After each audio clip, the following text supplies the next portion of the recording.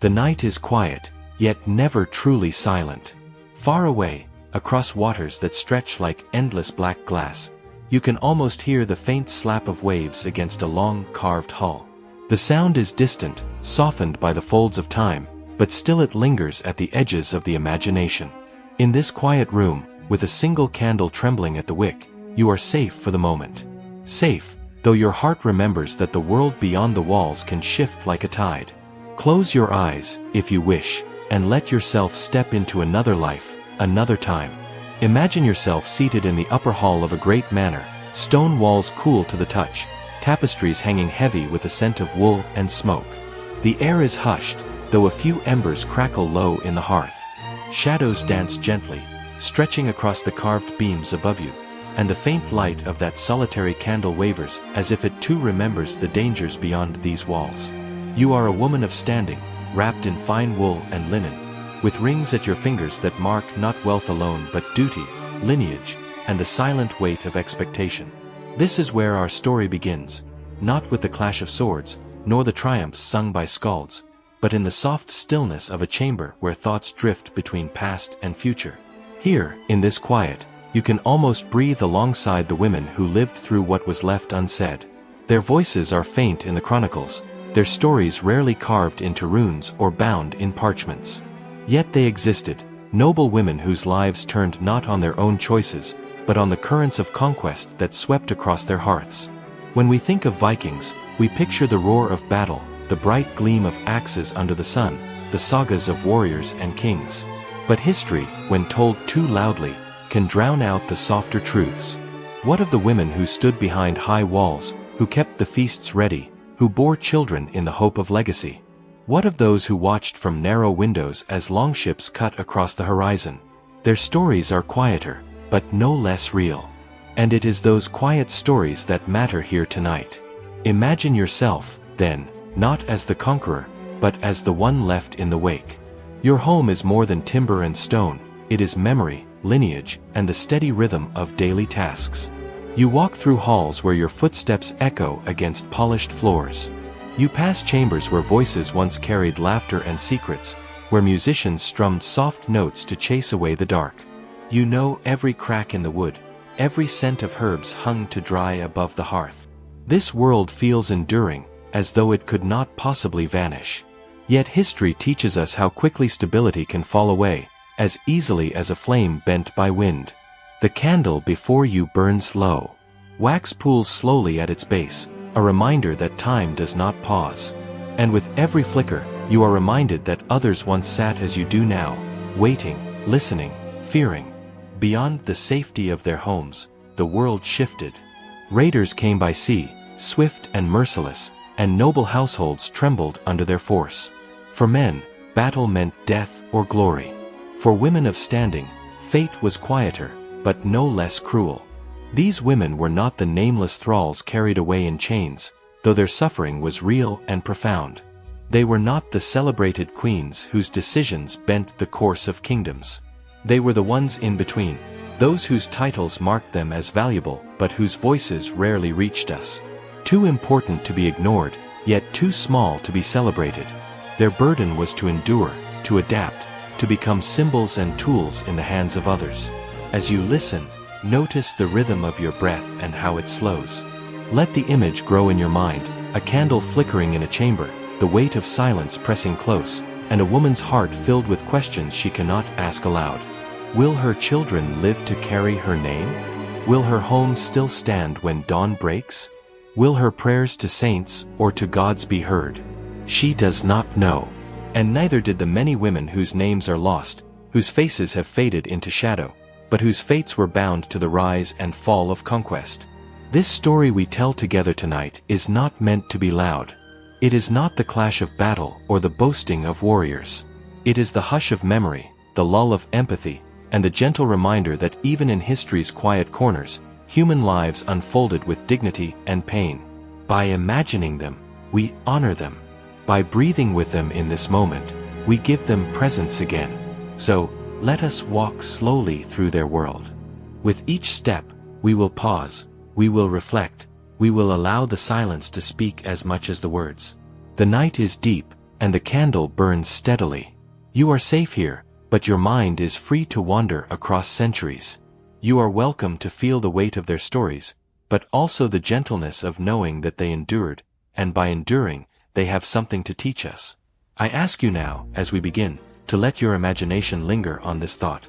What might it have been like to sit in a hall, to carry noble blood, to wear fine clothing, and yet to be powerless when everything you knew could be swept away in a single night? What would you have thought? What prayers would you have whispered, as the sea carried dangers ever closer? As we continue, hold this image with you. The soft flame of a candle, fragile and strong all at once, keeping the darkness at bay for just a little longer. That is where their stories live, in the fragile, the fleeting, the unspoken. And tonight, together, we will follow that flame into the shadows of history. If these stories stir something within you, if you find yourself wondering about those quiet lives overlooked by the louder voices of history, I invite you to share your reflections. Each thought, each comment, each whispered acknowledgement brings these women a little closer to being remembered. And in remembering, we allow them to rest more gently in the night.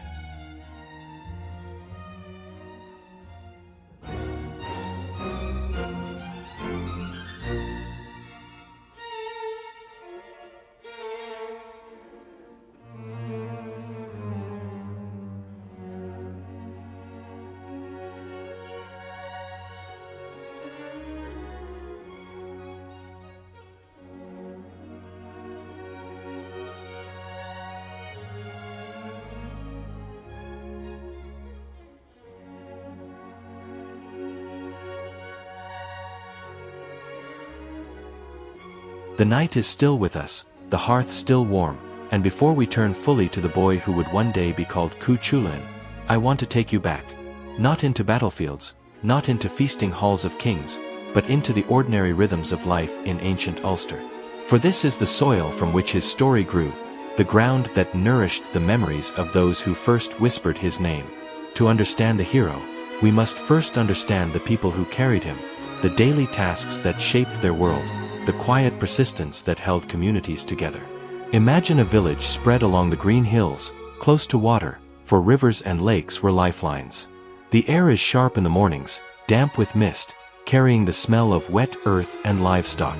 Smoke rises in thin columns from hearths, drifting into the sky, marking where families stir to life. The homes are roundhouses, their roofs thatched thick, walls woven of timber and wattle, sturdy against wind and rain. Step inside, and you'd find warmth, the rush of fire at the center, and the hum of a household already in motion. The day begins early. Women tend the fire, coaxing the embers awake, because the hearth is never allowed to die. Without fire there is no bread, no light, no safety. You might picture a woman kneeling at dawn, stirring the ashes, her hands roughened from work yet steady, her breath misting in the chill. Nearby, children rub sleep from their eyes, already tasked with simple duties, fetching water in wooden buckets, helping herd the pigs or goats from their pens.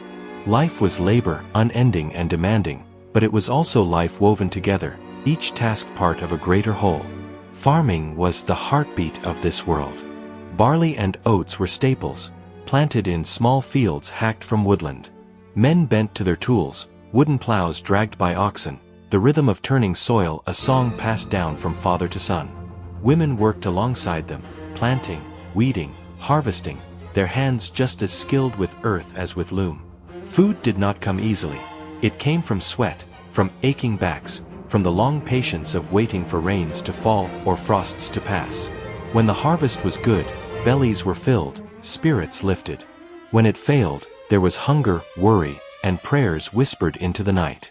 Yet not all was toil. Even amid the weight of survival, there was craft, there was beauty. Wool spun from sheep became thread, and that thread became cloth under the guidance of women at their looms.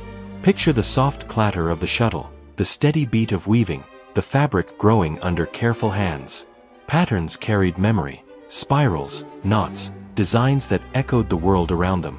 Each woven piece was both practical and personal, carrying the warmth of a maker's touch. Around the hearth, stories might be told while the wool was spun, laughter mingling with the work. These small acts gave shape to culture, just as much as kings and battles did. And of course, Food was always in the making. Bread baked on flat stones, porridge bubbling in pots, meat smoked slowly for preservation. Herbs hung from rafters not only for flavor but for healing, for the Celts believed deeply in the power of plants to cure and protect. A woman stirring her pot might hum to herself, her song mingling with the scent of broth, her ears half attentive to the chatter of children nearby.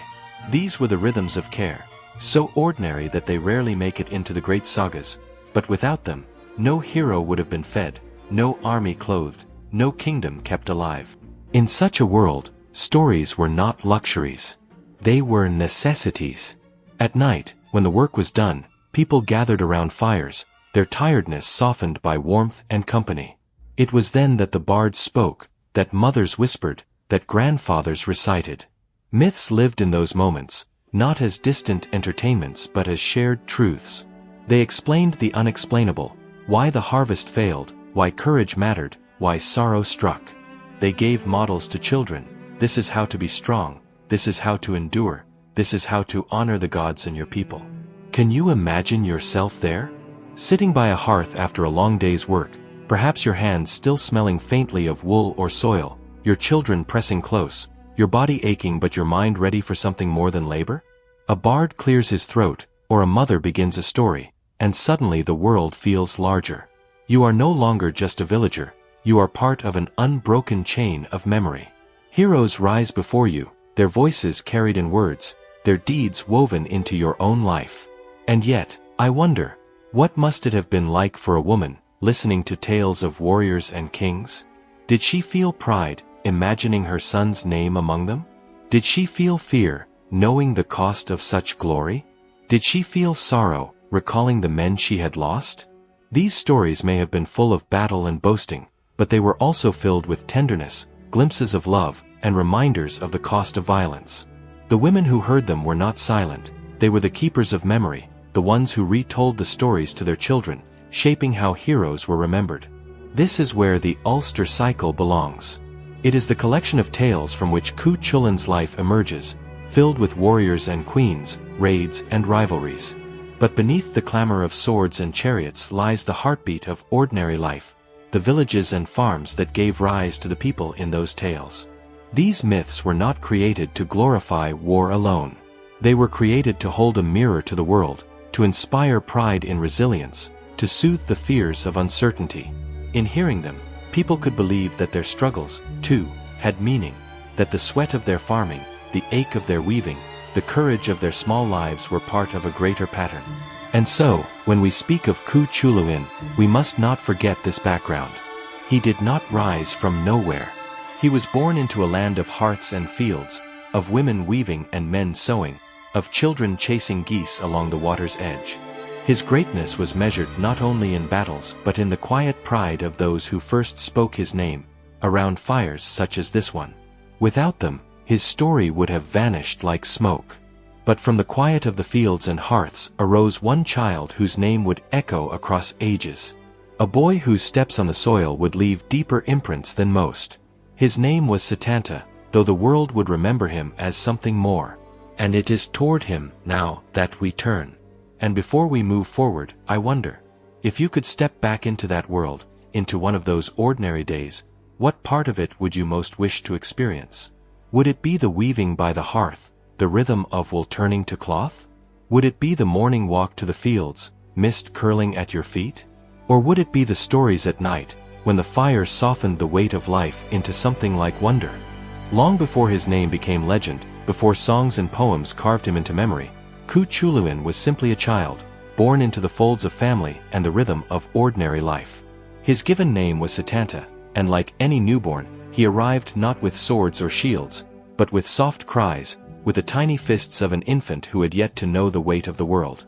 And yet, even as he lay in his mother's arms, there were whispers, there were signs, there were shadows of what he might become.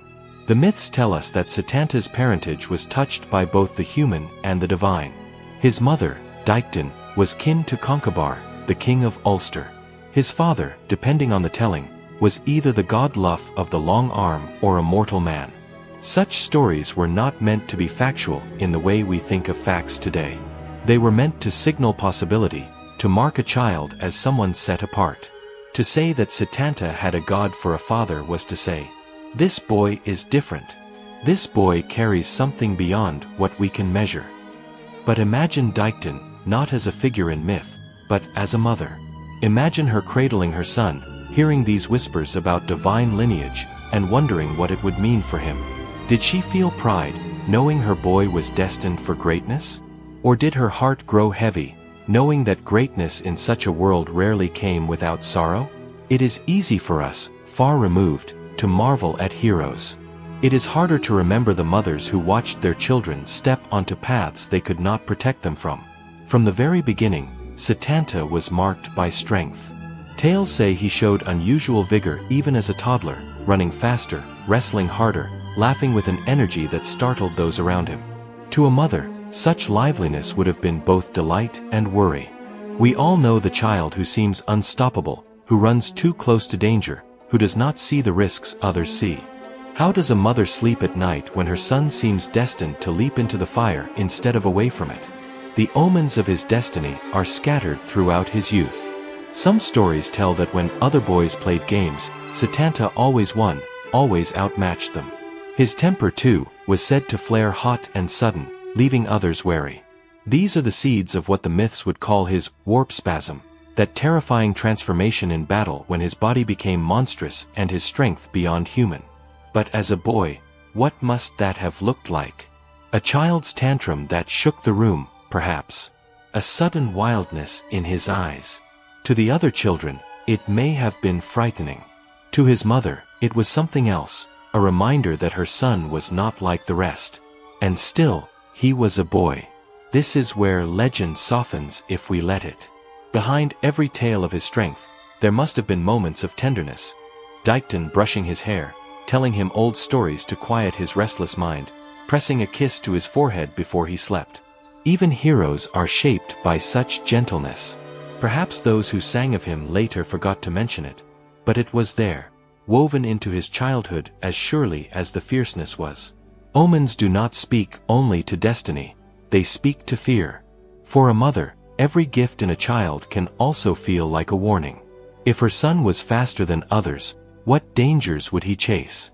If he was stronger, whom would he harm, or who might seek to harm him? Did she, in the quiet hours of night, hope he might grow out of it, that he might settle into the life of an ordinary man? Farmer, husband, father? Did she pray to the gods to spare him from the path that seemed to unfold before him? We cannot know.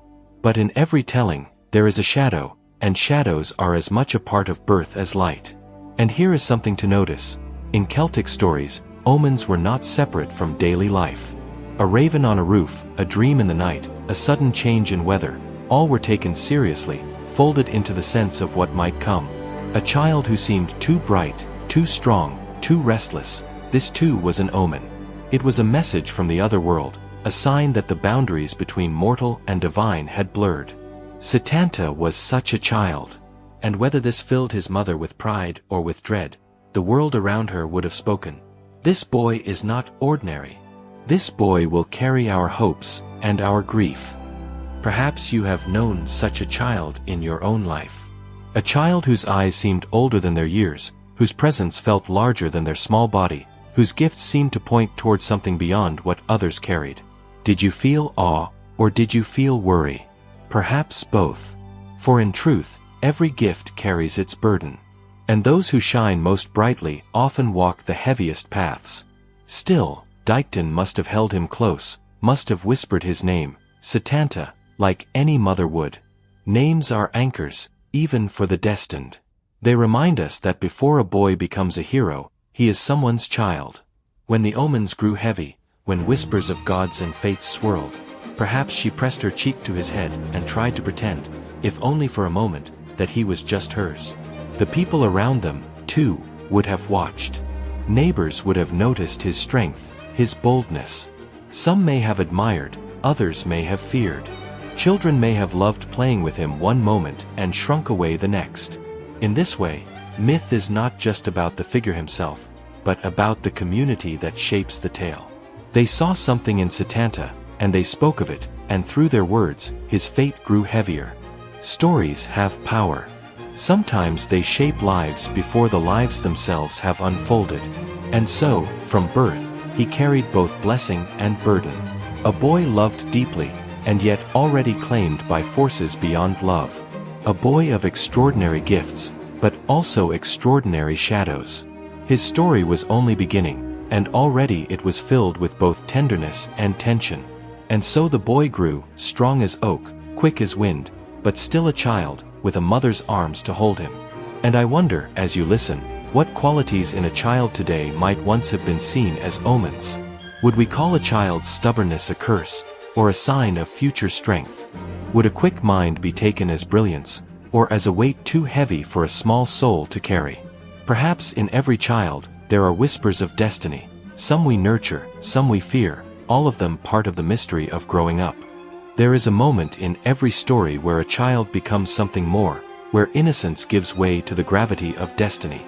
For Sétanta, that moment came not in a battle between kings or before the eyes of gods, but at the threshold of a craftsman's home, in the twilight hours of an ordinary night. It was here, in the company of villagers and a single fierce animal, that a boy would be marked forever by a name. The tale begins with a feast. Chulainn, the smith, was known across Ulster not only for his skill in shaping iron but for his generosity. To share food in his hall was to step into warmth and hospitality, a place where laughter softened the weight of the day. It was said that even kings sat easily at Chulainn's table. And so one evening, King Concobar and his company were invited to dine.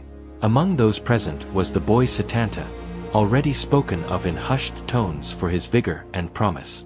But as stories so often remind us, timing is everything. Sétanta was delayed, caught up in a hurling match with other boys. He played with such ferocity that he lost track of the hour. By the time he set off toward the smith's hall, the feast had already begun. Concobar, forgetting the boy was still on his way, assured Chulainn that all his guests were present. The smith, taking no chances, released his great hound to guard the property. This was no ordinary dog. In those times, a smith's hound was more than a pet. It was a protector, a creature bred for strength, trained to defend the forge and its treasures. To attack the hound was to invite death. To stand against it was to face raw muscle, sharpened instinct, and unrelenting loyalty. So imagine the scene. A boy, still only Sétanta, walking alone under a dimming sky, with the echoes of laughter spilling faintly from the hall. And then, from the shadows, the sudden charge, the thunder of paws against earth, the flash of teeth. The Hound of Chulainn bore down on him with deadly intent. But Sétanta was not an ordinary boy. Even before destiny had clothed him in legend, his body was trained, his reflexes sharp. With a skill beyond his years, he faced the beast head-on. Some versions say he struck it down with his bare hands, others that he used the ball and hurley stick from his game, sending the weapon hurtling into the hound's skull. However it happened, the result was the same. When the household came running, they found the boy standing breathless, the great dog lying lifeless at his feet. It would have been easy in that moment for the story to end in disaster.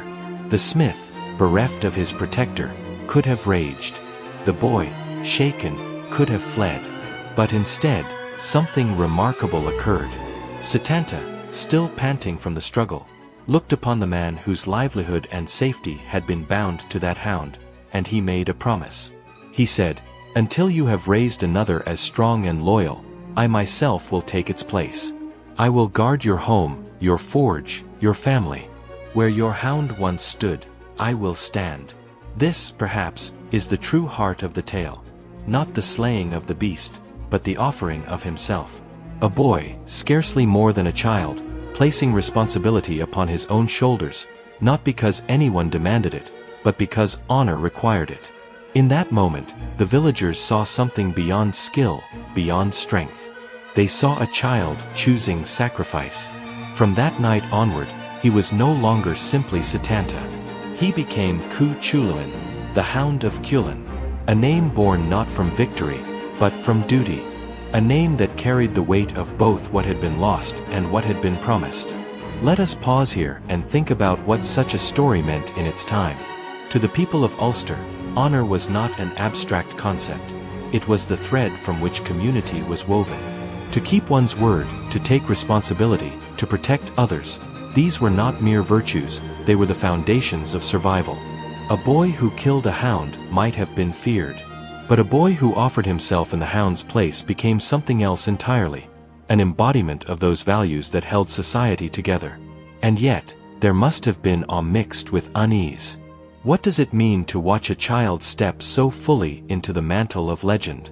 To see someone barely old enough to be called a man take on a title that would follow him for life? The villagers must have whispered to each other long after that night. They would have spoken of his skill, yes, but also of the strangeness of it, the unsettling sense that fate had rushed him forward before his time. Was it admiration they felt? Was it fear? Perhaps both, for destiny rarely moves without casting long shadows. Even his mother, Deichton, must have heard the tale with a conflicted heart. Pride that her son had shown such honor. Fear that the world was claiming him too quickly. Every mother knows that children grow, but few expect their sons to be carried into legend before they are grown men. She must have held his new name upon her tongue, tasting its weight, and wondering what it meant for the boy she had once rocked to sleep. And so, Sétanta became Cú Chulainn. Not by birth, nor by decree, but by choice, his own choice, shaped in the heat of necessity. And from then on, whenever the people called his name, they called forth not just the boy, but the sacrifice he had made, the promise he had spoken. Names, after all, are not just sounds, they are vessels. They carry memory, identity, expectation. They remind us of who we are, and of who we must strive to be. Names carry weight, the old storytellers would say, and from that night, the boy was no longer just Sétanta. And so I wonder, as you listen now, have you ever carried a name or a title that shaped how others saw you?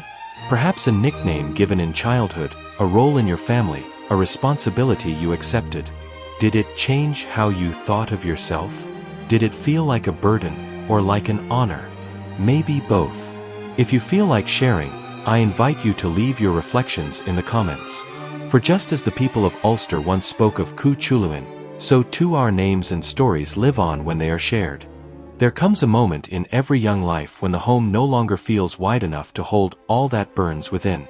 For Sétanta, now called Cú Chulainn, that moment arrived when stories of far-off teachers reached his ears. He was still so young, hardly more than a boy, yet already his name carried weight in Ulster. People looked at him with expectation, with awe, with unease. And for one like him, a place of destiny was not among the hearths of ordinary homes but on the paths of warriors, where skill would be tested and refined until no one could deny his greatness. So it was that he journeyed to train with Scáthach, the warrior woman of the Isle of Skye. Even in Ulster, her name was spoken with reverence. She was more than a fighter, she was a teacher, a keeper of ancient knowledge, a figure who embodied not only strength but also discipline and wisdom. To learn from her was to step beyond childhood and into the demanding world of warriors. But before we follow him, let us pause and think of the leaving itself. Imagine the silence of his mother's house on the morning of his departure. The way she might have lingered over his belongings, folding cloth, touching the handle of a spear, tracing the lines of his face with her eyes as if to memorize him. Mothers in every age have known this moment, when a son goes forth to meet the world, carrying both pride and danger. Did Deichton hold back tears as she watched him walk away? Did she whisper blessings under her breath, asking the gods to soften the trials ahead?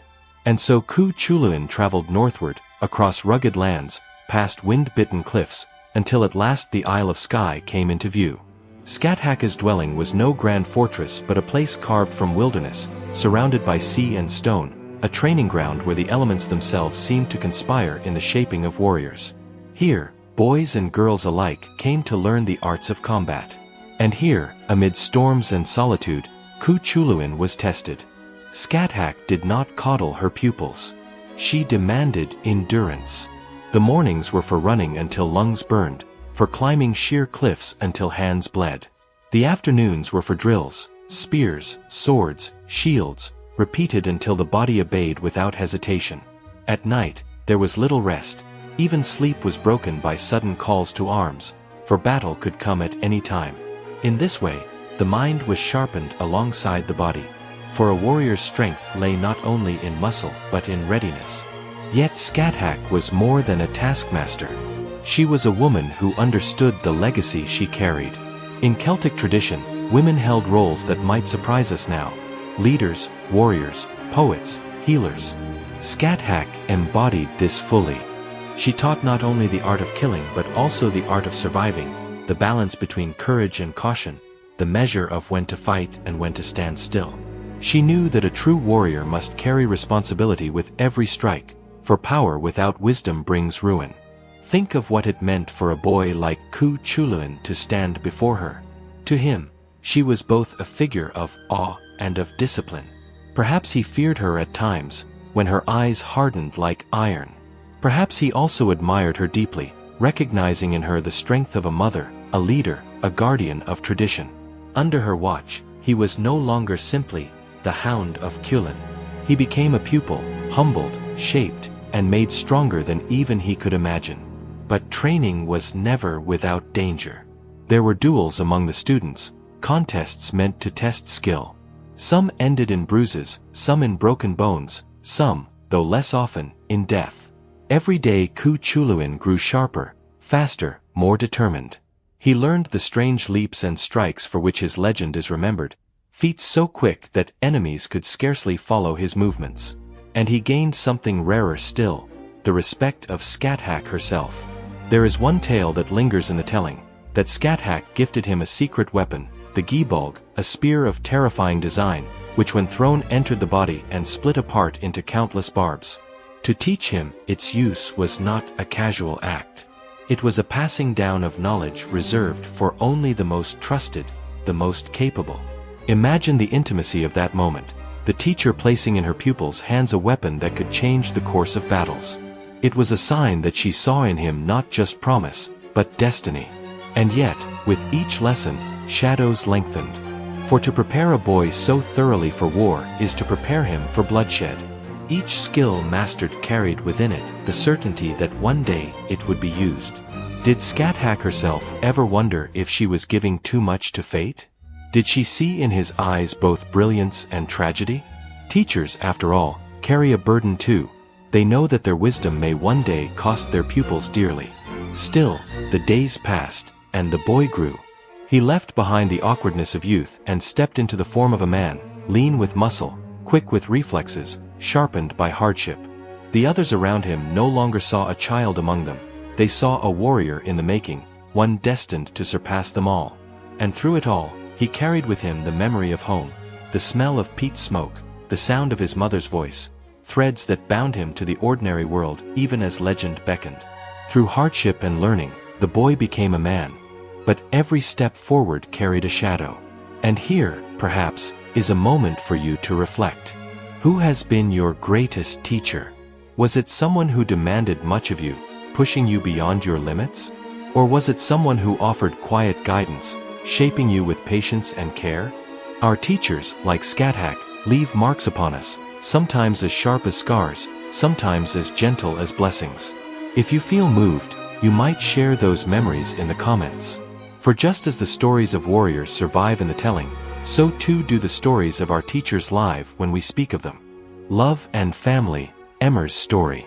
Even the fiercest warrior longs for the comfort of home and the hand of one beloved.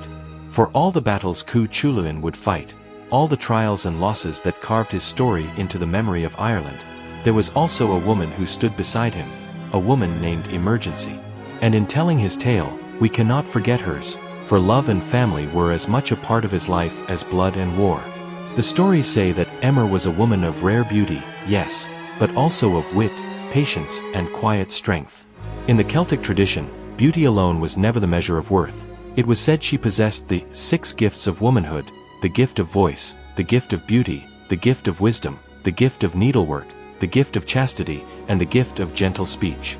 She was admired, not only for how she looked but for how she carried herself, how she spoke with clarity and thought, how she bore both grace and determination. Imagine her as a young woman, standing at the edge of her family's home, perhaps watching the horizon where the road stretched out. She would have known of Cú Chulainn's growing fame. Tales traveled quickly in Ulster. To be sought by him was to be swept into the current of a life larger than most could bear.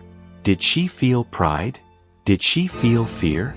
Perhaps both, for women often knew that to love a warrior was to love one destined to be absent, to risk leaving behind widows and fatherless children. Their courtship is told in fragments, layered with poetry. Cú Chulainn asked for her hand, but Emer, wise and strong-willed, would not be easily won. She set conditions, proofs of his worth, demonstrations of his courage and persistence. Perhaps this was her way of testing his resolve, or perhaps it was her way of ensuring that if she tied her life to his, she did so with certainty. For in a world where marriages often served alliances and duty, Emer demanded something more, a love earned through respect. When at last they were joined, it was not simply the union of man and wife, but the weaving together of two lives lived in the shadow of fate. For Cú Chulainn, who so often walked into battle with only his strength as company, the presence of Emer was a grounding force. She represented the hearth, the home, the softening of the heart that even heroes long for. When he returned from training or campaigns, when the noise of war finally ebbed for a time, it was Emer's voice he heard, Emer's hands that steadied him, Emer's love that reminded him he was not only a warrior but also a man, a husband, a companion. Let us pause to think about what such love must have meant in that world. The Celtic home was alive with labor and care, spinning wool, weaving cloth, tending animals, preparing food, raising children. Women's lives were filled with the work of sustaining not only their families but the very heartbeat of society. To share that space with a man like Cú Chulainn must have brought both honor and sorrow. For while Emer kept the fires burning, while she stitched and stirred and guided her household, her husband's footsteps led often away, toward dangers from which not all men returned. And yet, the bond between them endured. There are tales that speak of other women who desired Cú Chulainn, and of his struggles with temptation and pride. Yet Emer's presence remains a constant thread, not diminished by the noise of other stories. She was his wife, the one who knew the man behind the legend. Perhaps she was the only one who saw him not as a hero destined for song, but as the weary, vulnerable man who longed, like anyone else, for rest and tenderness. What quiet moments might they have shared? We can imagine them sitting by the hearth at dusk, her hands busy with thread, his gaze softened by the firelight. Maybe she asked him to tell her of his battles, and maybe he left out the blood, speaking instead of the bravery of others, or the way the wind carried the cries of men across the fields. Perhaps he stayed silent, and she filled the silence with song, easing his restless spirit. It is easy to think of legends as endless motion, swords clashing, deeds performed, but in truth, much of life is in the stillness between. Emer's gift was in creating those still spaces. In her presence, he could breathe, if only for a little while.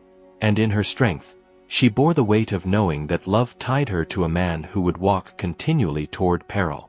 For women in those days, love was seldom separate from endurance.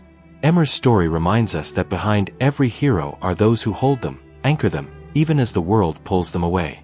Her patience, her wit, her quiet strength were not sung in the same verses as his victories, yet without them, his life would have been emptier. She gave him not just affection, but a place to return, a sense of belonging beyond the battlefield. Even the fiercest warrior longs for the comfort of home and the hand of one beloved. In remembering Cú Chulainn's tale, let us also remember Emer, the woman who walked beside him, not in the clamor of war, but in the quieter rhythms of love and life. Her story is a reminder that greatness is not only forged on battlefields, it is also nurtured in kitchens, by hearths, in gardens, in the tender bond between two people who share their days. And now, as we linger in this gentler part of the story, perhaps you might reflect on your own sense of home. What is it that makes you feel most at peace, most rooted, most safe? Is it a place, a person, a memory? If you'd like, you could share your thoughts in the comments, for each of us carries our own hearth fire within, and sometimes sharing it helps keep it burning. Every hero's story carries within it the shadow of an ending. For Cú Chulainn, the omens had whispered of it long before the day came. In the myths, it is said that fate circled him like a hound stalking its prey, always near, always waiting. His life blazed bright, but such brilliance cannot last forever. As the years passed, Cú Chulainn bore the weight of many battles.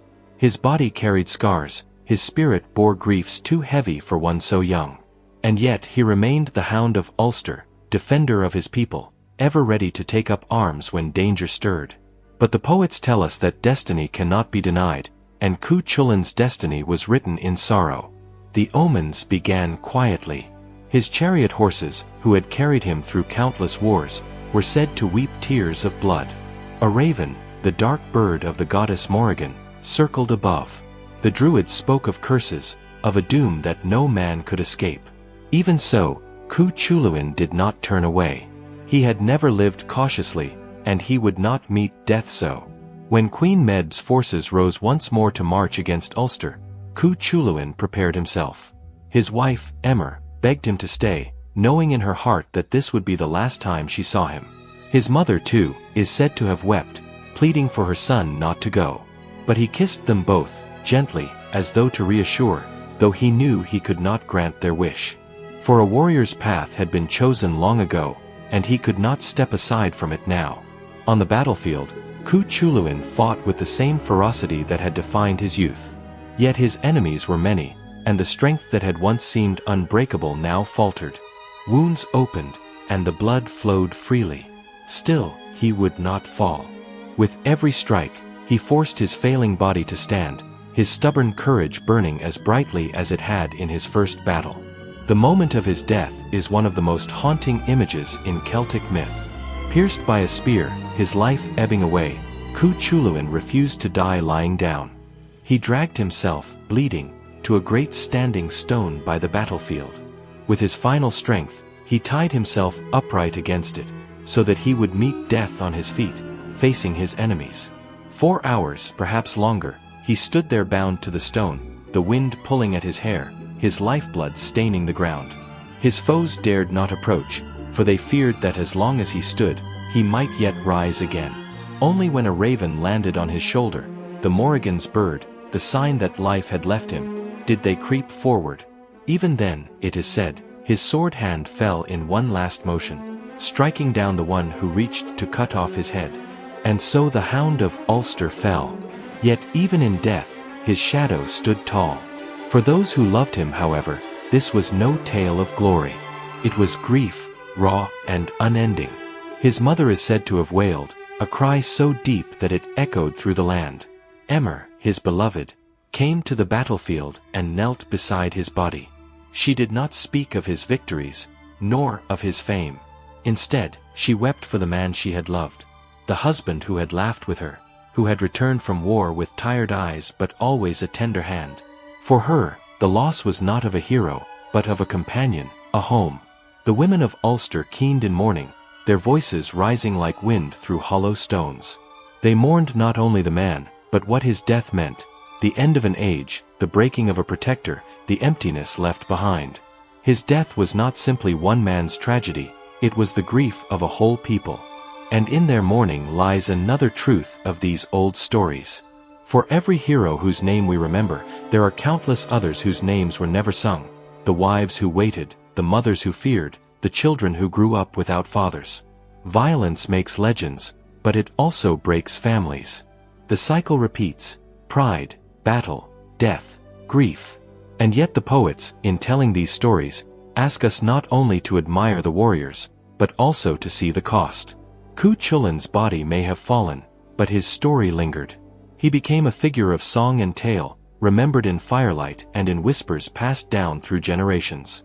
To some, he was the embodiment of courage. To others, a reminder of the futility of endless strife.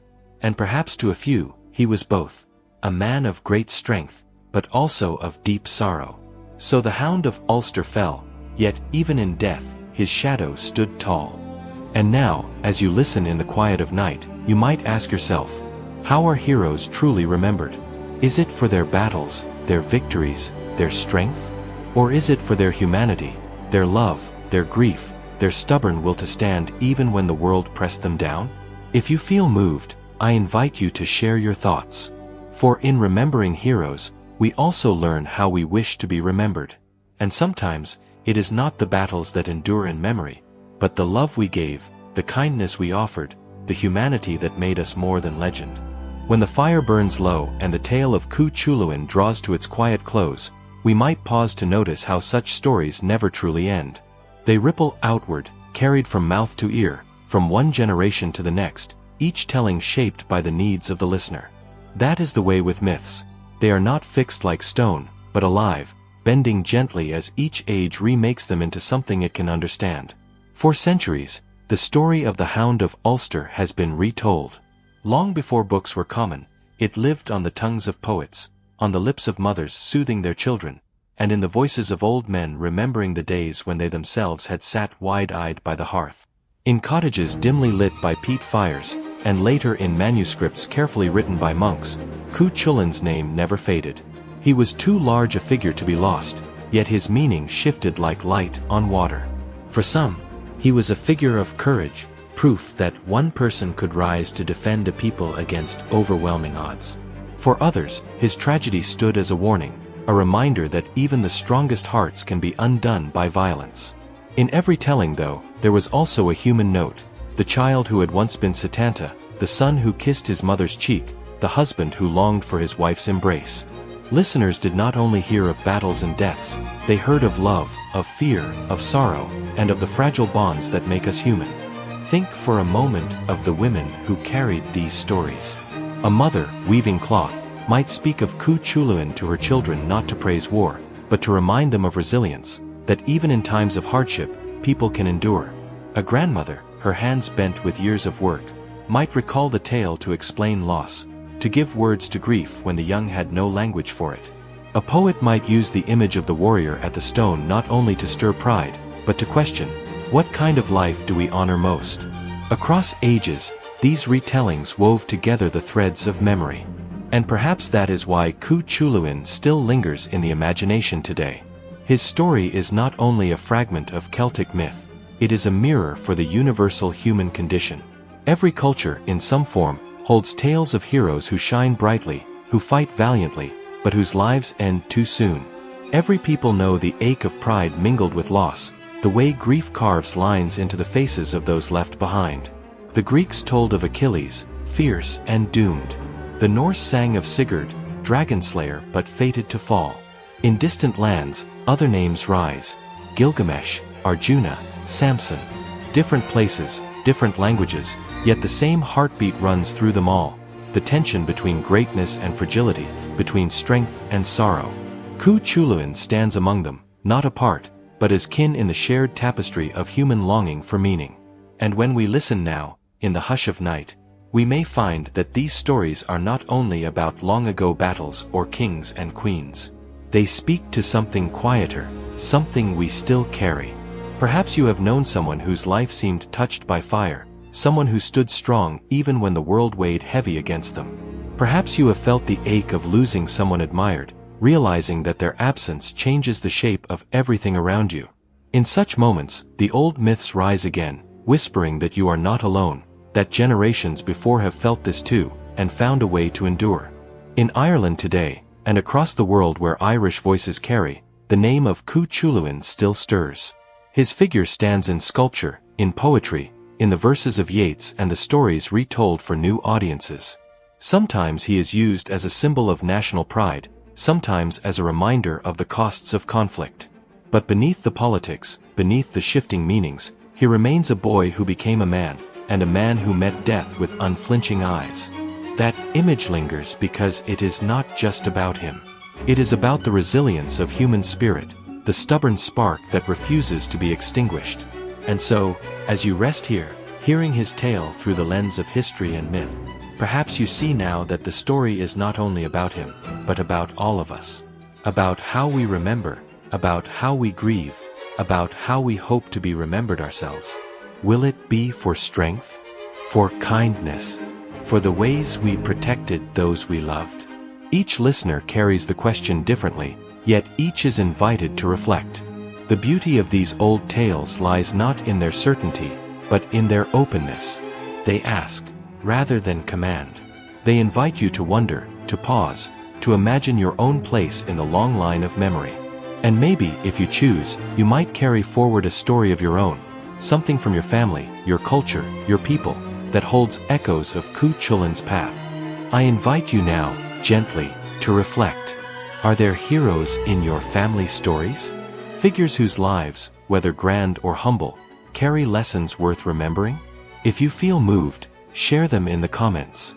For in sharing, we weave together a tapestry of memory across ages, just as those before us once did around firesides and kitchens, in whispers and in songs. Because in the end, the story of Cú Chulainn is not a closed book, not a relic of the past. It is a living reminder that humanity is bound by story, that through tales of courage and loss, of love and of grief, we learn not only about those who came before, but about ourselves and the lives we are still writing. The fire burns low now. Can you hear it? Just the soft hiss of peat crumbling into embers, the faint crackle as sparks rise and fade into the dark. The room has grown quieter, shadows lengthening across the walls, as though the night itself has drawn closer to listen with us. It feels right, doesn't it, that a story as old as this should end in hush and stillness, as though time itself pauses for a breath. We began together by the hearth, and here we end the same way, though perhaps the world feels different now. You carry with you not only the tale of Cú Chulainn, but the weight of what it means. A boy, a man, a warrior, a husband, a son. A figure who lived in legend yet touched on truths every human heart has known. Love, loss, strength, fragility. His life was fierce, his death was certain, but the memory of him was shaped and softened by those who loved him. Let us not remember only the clang of battle, the cries across the fields, or the blood on his blade. Let us remember, too, the gentler images, the mother who first held him as Sétanta, the boy who carried a hurley stick in laughter, the young man who courted Emer with words as bright as firelight. Heroes are remembered for their strength, yes, but also for the threads of tenderness woven through their lives. And perhaps, when you think of him now, you might feel the comfort of knowing that even those who seemed larger than life were still bound by love, just as you are. As the night deepens, let the story settle in you like a stone in calm water, sending out ripples that fade slowly, gently. You do not need to hold every detail. Stories are not meant to be carried like heavy burdens. Instead, let them drift, like smoke curling upward from the last glow of the fire, leaving only warmth in their wake. It is enough to know that you have walked with me through his life, and that together we have honored his memory. Close your eyes, if you haven't already. Picture the hearth fading into soft coals, the warmth lingering in the room. Outside, the wind moves through the trees, steady and slow, like the breathing of the earth itself. Somewhere, long ago, a woman once told this same story to her children, and they drifted to sleep by the sound of her voice. Tonight, you rest in their company, part of that same long chain of memory. Think of all the hands that have carried this tale. Mothers who soothed their little ones with it, poets who wove it into song, scholars who inked it carefully onto vellum. And now, it has come to you. Not as a burden, but as a gift, reminding you that stories connect us across centuries, across oceans, across the fragile space between waking and sleep. Cú Chulainn's tale is often told as one of blood and valor, but here, together, we have seen another side.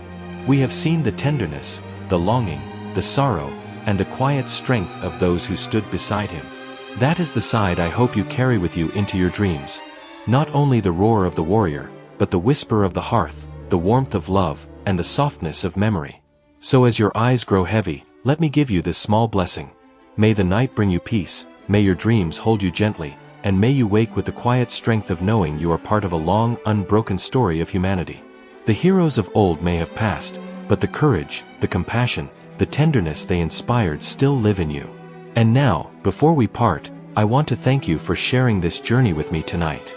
It means something, truly, that you chose to sit here, in this quiet, and listen with such patience.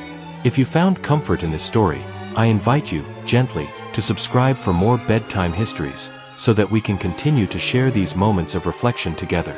And if you wish, leave a comment about what parts of the tale touched you most, or what kinds of stories soothe your heart. Your voice matters, just as the voices of those who came before shaped the story we told tonight. So rest now, dear listener. Let the story fade into the quiet of your breath, the rhythm of your heartbeat, the soft embrace of sleep. Outside, the stars shine over fields that once knew heroes, and above your own roof they shine as well. The world continues, vast and ancient, but for now, you may let go. Tomorrow will come in its time. Tonight belongs to rest. Sleep well, in the memory of the hero, in the warmth of the hearth, and in the comfort of knowing that stories, like embers, may dim, but they never truly die. They glow on, quietly, waiting to warm us once again.